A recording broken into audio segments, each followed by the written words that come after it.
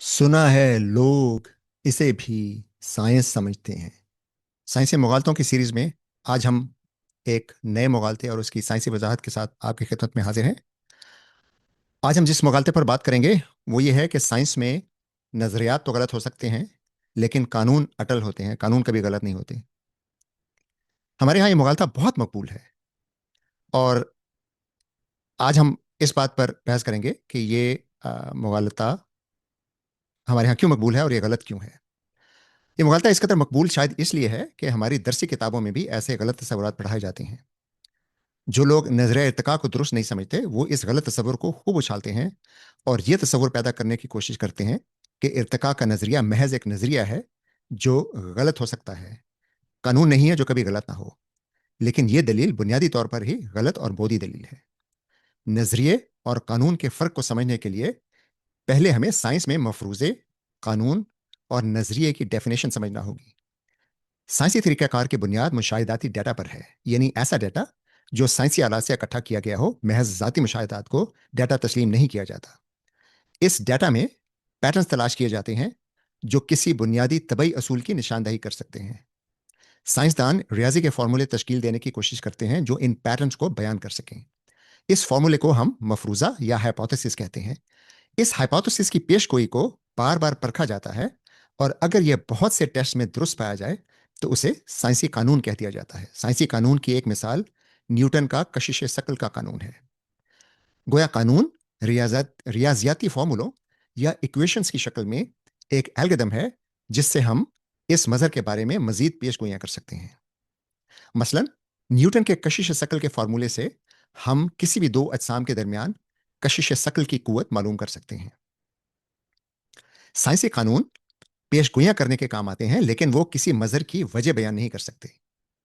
इसके बरक्स अगर कोई मफरूजा किसी मजहर की पेशगोई के साथ साथ उस मजहर की वजाहत भी करता हो और फिर बार बार टेस्ट करने पर ये पेशगोइयां दुरुस्त साबित हों, तो अब उस मफरूजे को साइंसदानों की वाज़ेह अक्सरियत साइंसी थ्योरी या नजरिया करार देती है। गोया कानून के बरक्स थ्योरी या नजरिया किसी मजहर की पेशगोई भी करता है और इस बात की वजाहत भी करता है कि वो मजहर किस वजह से रूनुमा होता है। साइंस में कोई नजरिया या कोई कानून कभी अटल नहीं होता, चूंकि नजरियात और कानून दोनों मुशाहिदाती डाटा की बुनियाद पर तश्कील दिए जाते हैं। इसलिए मजीद मुशाहिदात से इन्हें गलत साबित करना असूलन मुमकिन होता है। अगर इसकी मिसाल लें तो कानून बकाए मादा कई सदियों तक दुरुस्त तस्लीम किया जाता रहा, लेकिन 1905 में आइंस्टाइन के नजरिया इजाफत से हमें यह मालूम हुआ कि मास कोई मुस्तकिल चीज नहीं है, बल्कि एनर्जी और मास एक दूसरे में तब्दील हो सकते हैं। इसलिए अब हम जानते हैं कि कानून बकाए मादा गलत है। चनाचे ये बयान महज एक मुगालता है कि साइंस का कानून कभी गलत नहीं होता। साइंसी तरीकाकार चूंकि मुशाहिदात पर मबनी है, इसलिए इस बात का इम्कान हमेशा रहता है कि मुस्तकबिल के बेहतर मुशाहिदात से कोई मौजूदा साइंसी कानून या साइंसी नजरिया गलत साबित हो जाएगा।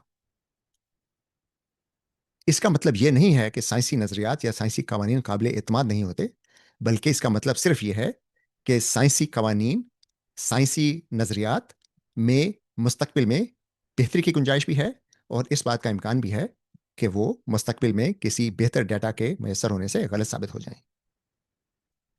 यह असूल साइंस के तमाम नजरियात और तमाम कवानीन पर अप्लाई होता है।